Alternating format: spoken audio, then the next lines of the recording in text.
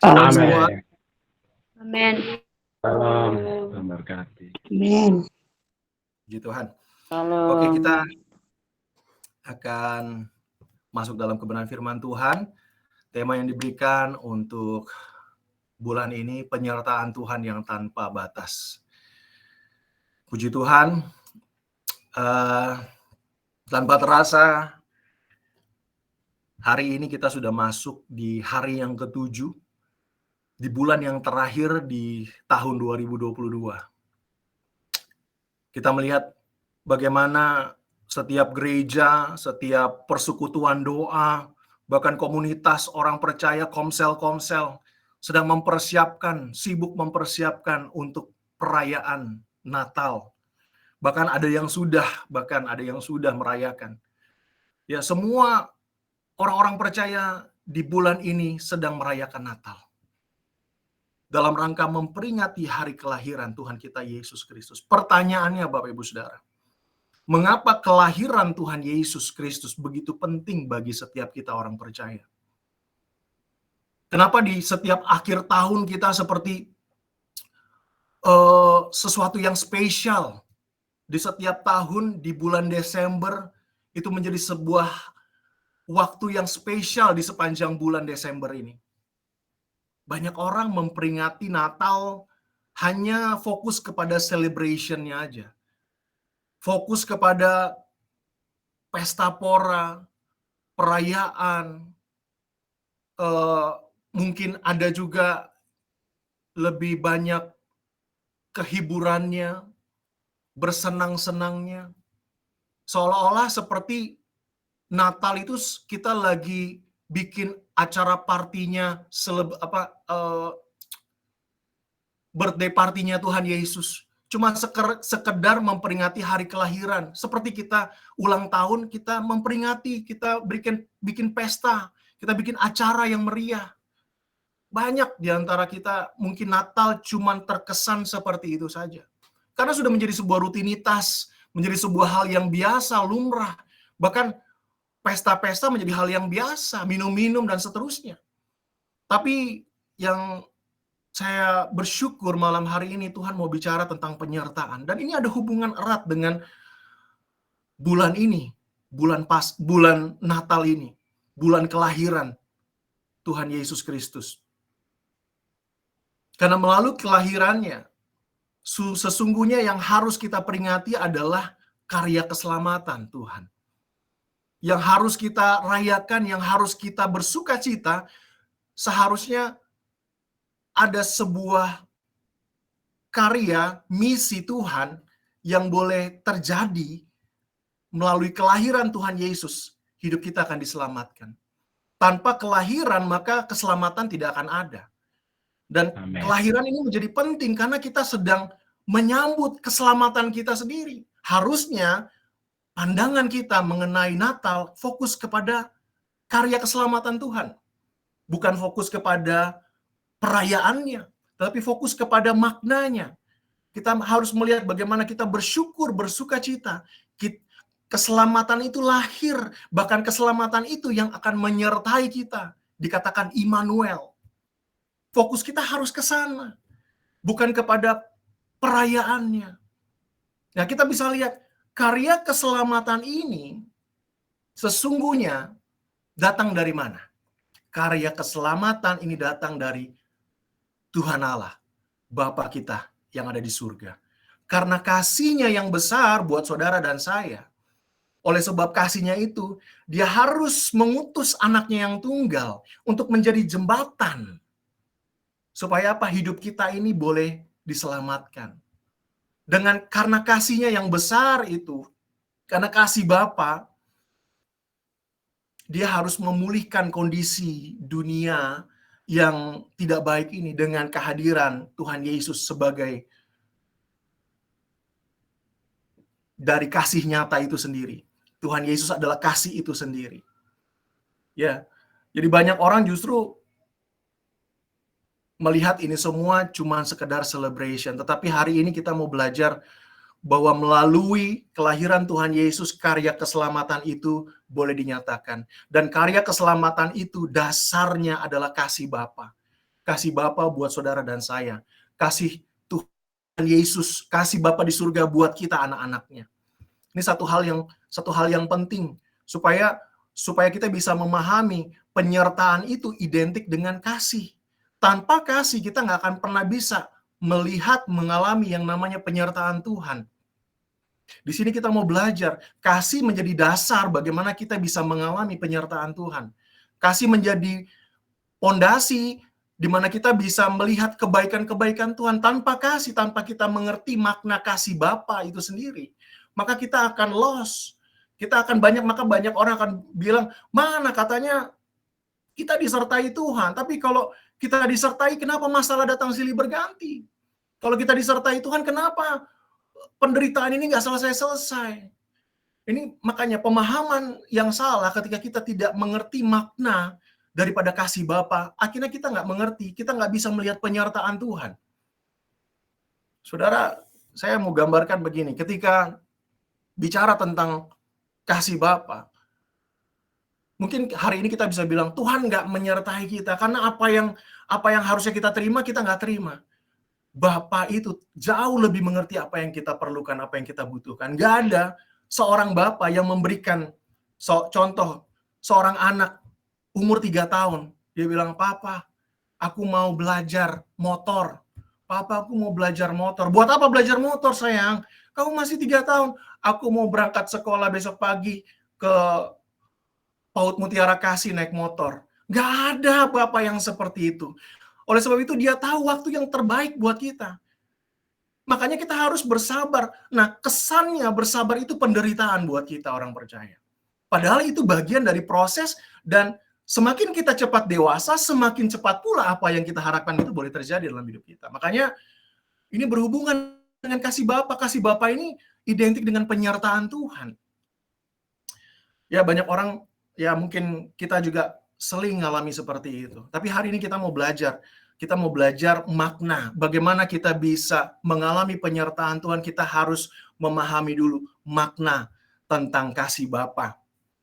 Kita mau buka dari 1 Korintus 1 ayat 3. 1 Korintus 1 ayat 3, boleh bantu saya baca?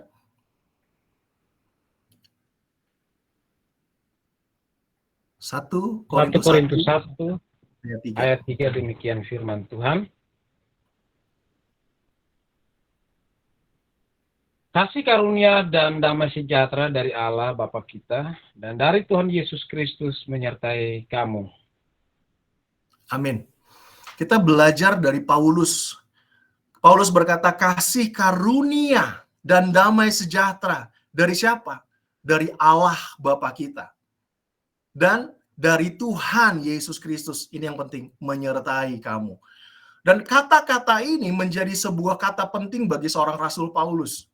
Saudara tahu, kata yang sama, kasih karunia dan damai sejahtera Allah Bapa kita dari Tuhan Yesus Kristus menyertai kamu, ini diulang sebanyak 6 kali dalam setiap surat Rasul Paulus. Sama persis plek, nggak ada yang berubah. Artinya apa, saudara? Artinya Paulus sangat memahami tentang kasih Bapa.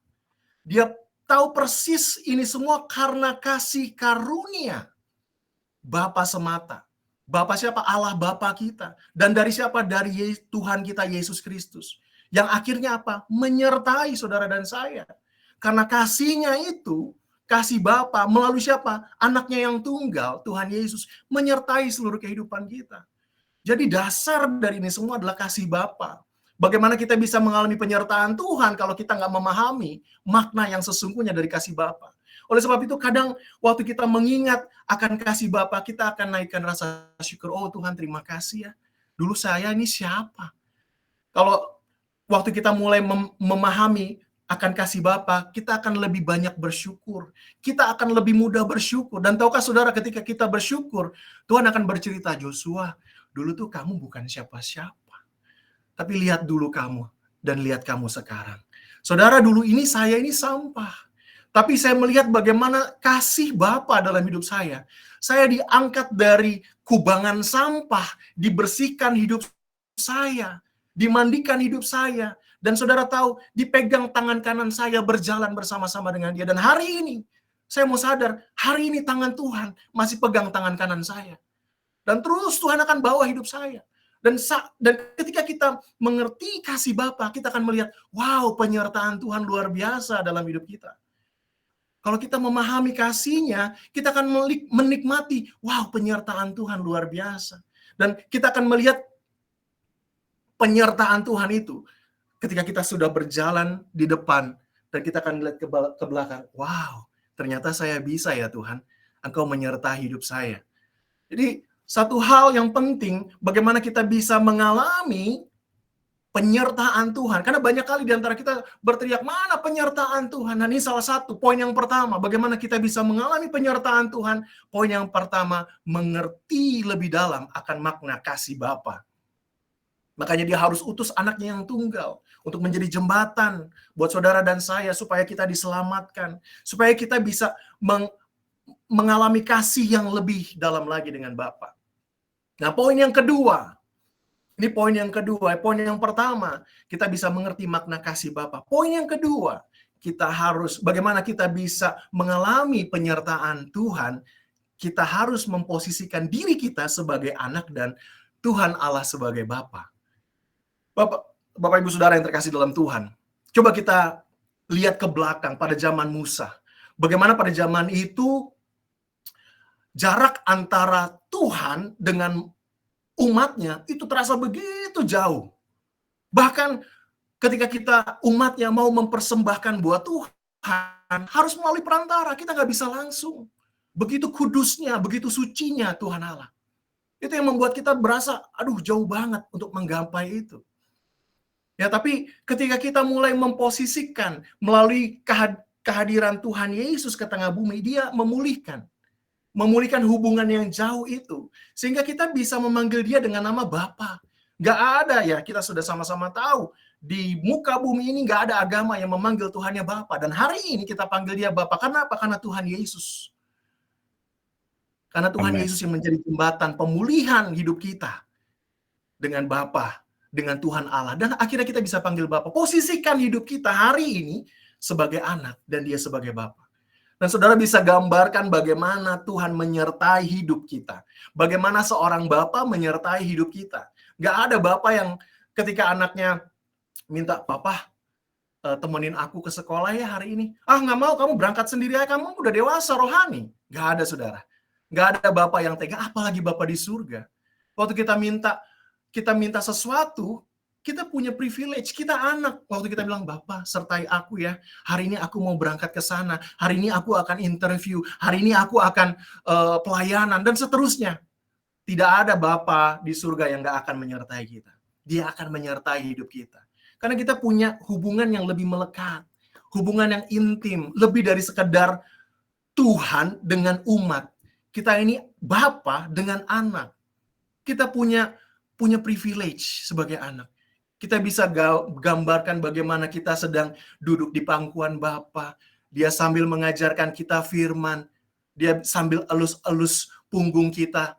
Bayangkan kasih yang begitu intim. Karena kita sebagai anak. Pastikan hari ini posisi kita sebagai anak. Karena saya percaya waktu kita memposisikan diri kita sebagai anak dan Tuhan Allah sebagai Bapa, maka kita akan melihat penyertaan Tuhan yang luar biasa. Bukan hanya melihat, bahkan kita bisa minta Tuhan sertai kita.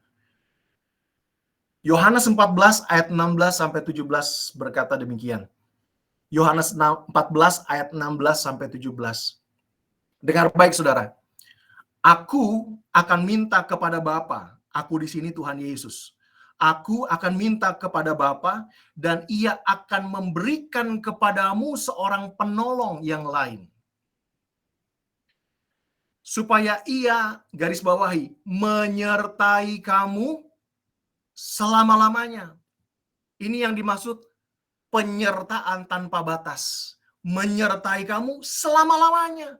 Sampai kapan? Selama-lamanya, nggak terbatas. Ini kata ini mendasari tema yang saya percaya ini dari Tuhan.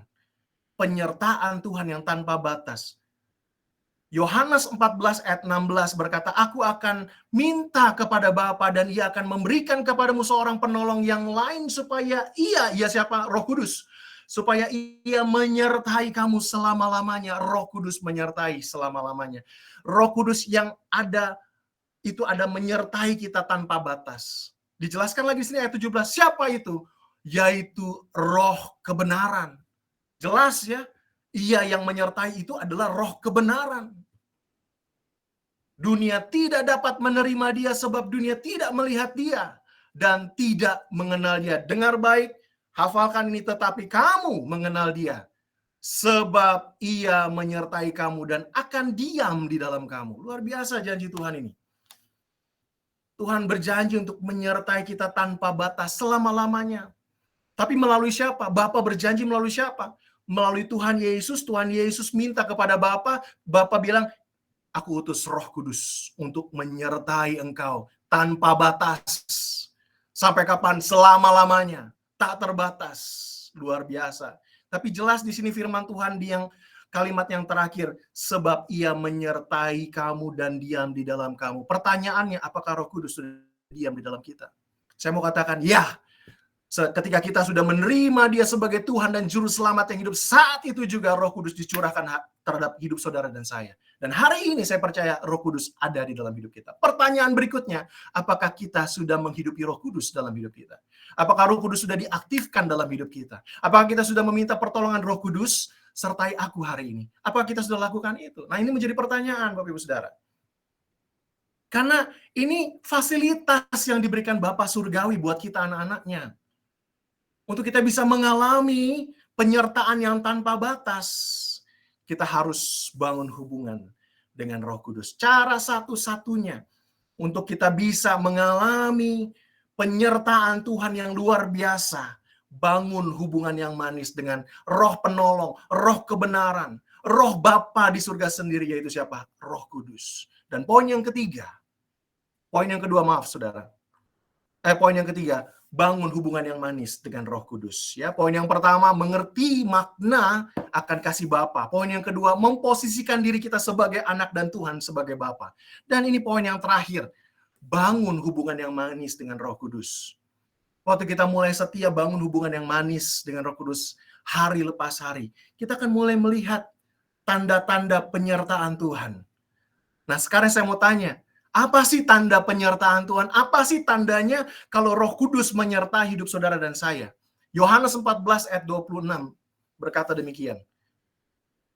Yohanes 14 ayat 26. Tetapi penghibur, yaitu siapa? Roh Kudus, yang akan diutus oleh Bapa dalam namaku siapa? Nama siapa? Tuhan Yesus.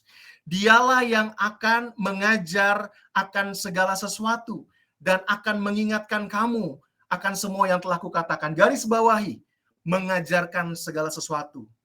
Yang pertama, tanda penyertaan Roh Kudus. Dia akan mengajarkan segala sesuatu. Tanda penyertaan yang kedua dari kehadiran Roh Kudus dalam kehidupan kita, dia akan mengingatkan kamu akan apa? Semua yang kukatakan. Apa yang udah diajarin, diingetin lagi sama Roh Kudus. Tuh, luar biasa ya. Pokoknya kita bersyukur deh kalau kita punya fasilitas ini sebagai anak-anak Allah.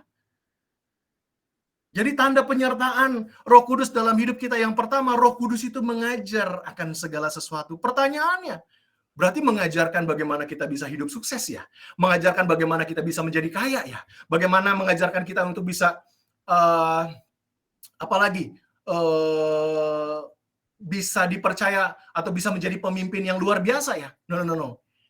Kita nggak bicara seperti itu. Yang Roh Kudus bicara tentang mengajarkan sesuatu, bukan sesuatu yang ada di dunia ini, Bapak Ibu Saudara. Tetapi sesuatu tentang kebenaran firman itu. Itu yang diajarkan Roh Kudus. Yang diajarkan segala sesuatu itu tentang kebenaran. Dari kebenaran itu akan Tuhan kasih tahu, ini langkahnya yang harus kamu lakukan ketika kamu mengalami masalah ini. Ini yang kamu harus kerjakan ketika kamu mengalami masalah itu. Dasarnya harus kebenaran firman Tuhan.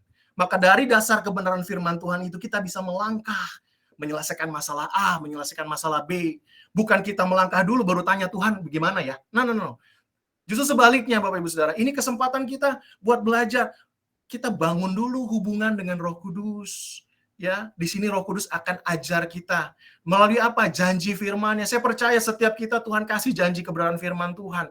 Waktu kita dengar kebenaran hari ini atau kita dengar kebenaran di gereja, ada janji firman Tuhan yang begitu mengena, dan saya percaya itu janji buat saudara dan saya. Nah, Roh Kudus, fasilitas ini kita bisa gunakan. Roh Kudus akan ajar kita. Asal minta dong, Roh Kudus tuntun dong. Roh Kudus berikan aku pengertian dong. Apa sih maksudnya ini? Ini fasilitas, gunakan fasilitas itu karena dia mengajar. Ini tandanya, tanda penyertaan Tuhan dalam hidup kita adalah Roh Kudus mengajar kita, mengenal akan kebenarannya, mendalami akan kebenaran firman-Nya. Jadi ini sebagai privilege, sebagai anak Bapa di surga, kita untuk menggunakan fasilitas Roh Kudus, yaitu Roh Kudus akan mengajar kita akan segala sesuatu atas dasar kebenaran firman Tuhan. Dan sesungguhnya melalui apa yang Roh Kudus ajarkan ini, itu yang akan menuntun kita menerima janji Allah. Roh Kudus yang akan menuntun kita untuk menerima janji-janji itu. Roh Kudus seperti Google Maps, depan belok ke kiri, depan belok ke kanan. That's kayak gitu. Roh Kudus yang ngomong itu, yang di HP itu Roh Kudus. Seolah-olah seperti itu dia akan menuntun kita sampai akhirnya kita pada tujuan kita. Itu Roh Kudus, dia mengajar kita untuk kita bisa taat. Dia mengajar kita untuk kita bisa melangkah dengan iman. Dia mengajarkan kita untuk kita bisa bangkitkan iman kita. Banyak hal melalui kebenaran firman, tapi sesungguhnya dia sedang menuntun kita kepada janji yang sudah Tuhan tetapkan atas kehidupan saudara dan saya. Itu yang luar biasa. Dan di sini firman Tuhan berkata juga, tanda penyertaan Tuhan adalah dia akan mengingatkan kembali apa yang telah diajarkannya. Luar biasa. Kerap kali ketika kita dalam masalah, tiba-tiba Roh Kudus dengan luar biasa, deh, ingat gak? Kemarin kamu pernah belajar firman ini. Nah ini maksudnya. Oh ini maksudnya Tuhan. Waktu kita baca firman itu kita nggak ngerti. Tapi waktu kita ngalamin situasinya baru firman itu Tuhan kasih. Oh ini maksudnya, amin. Akhirnya bisa ngerti apa yang kita ulang-ulang baca nggak ngerti. Dalam satu seketika Tuhan kasih peristiwa dan kita bisa paham apa maksud firman Tuhan. Dia akan mengingatkan kita kembali akan setiap kebenaran yang diajarkannya. Ya. Apalagi waktu kita dalam masalah, dalam sakit, dalam pergumulan, bahkan sekalipun ketika kita jatuh dalam dosa, Roh Kudus yang ingatkan, ini firman Tuhan. Bertobatlah dan jangan lakukan dosa lagi. Kalau luar biasanya Roh Kudus ketika dia memenuhi seluruh kehidupan kita, kita akan betul-betul mengalami, menikmati, melihat penyertaan Tuhan yang luar biasa dalam kehidupan kita. Ya. Yang ketiga, bangun hubungan yang manis dengan Roh Kudus. Ya, saya lihat tadi, saya bisa simpulkan bahwa Bapa di surga itu menuntun kita, anak-anaknya. Anak-anaknya ini jelas anak-anaknya yang percaya kepada Tuhan Yesus Kristus. Makanya kita disebut anak karena kita percaya kepada Tuhan Yesus. Maka dia akan menyertai kita melalui siapa? Roh Kudus.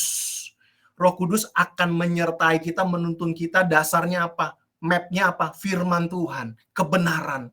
Jadi luar biasa ya, Bapa di surga menyertai, menuntun kita menuntun kita sebagai orang percaya yang percaya kepada Tuhan Yesus Kristus, dan melalui Roh Kudus yang didasari kepada kebenaran firman Tuhan itu yang akan membawa kita kepada jalan keluar. Sebagai ayat penutup, Bapak Ibu Saudara, Tuhan gak pengen kita cuma sekedar belajar melalui Roh Kudus. Bapak di surga nggak pengen cuman kasih fasilitas Roh Kudus buat kita cuma belajar, dan akhirnya waktu kita lupa diingatkan, belajar lagi waktu kita lupa diingatkan lagi. Selama setiap bulan, setiap hari kita dengar firman Tuhan, kita belajar, bukan cuma sekadar belajar yang Tuhan mau, bukan cuma sekadar waktu kita jalan ada masalah pergumulan Tuhan ingatkan firman dari saat teduh hari tanggal kedua misalnya. Bukan itu saudara, tapi ini yang penting ketika kita sudah belajar kebenaran firman Tuhan. Filipi 4 ayat 9. Boleh bantu saya baca ini ayat yang terakhir. Bapak Ibu Saudara boleh satu orang bantu baca saya. Bantu baca firman ini. Filipi 4 ayat 9. Filipi pasal 4 ayat 9, demikian firman Tuhan. Dan apa yang telah kamu pelajari, dan apa yang telah kamu terima, dan apa yang telah kamu dengar, dan apa yang telah kamu lihat padaku, lakukanlah itu, maka Allah sumber damai sejahtera akan menyertai kamu. Amin. Inilah janji pernyataan Tuhan.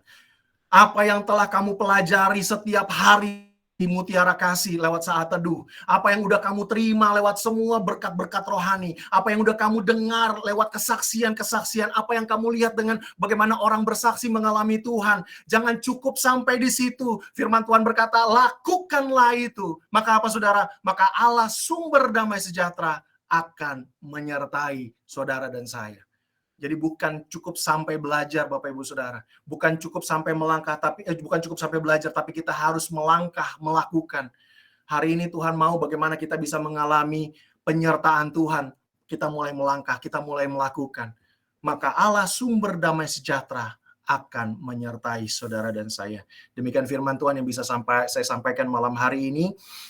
Kiranya Tuhan Yesus memberkati kita. Amin.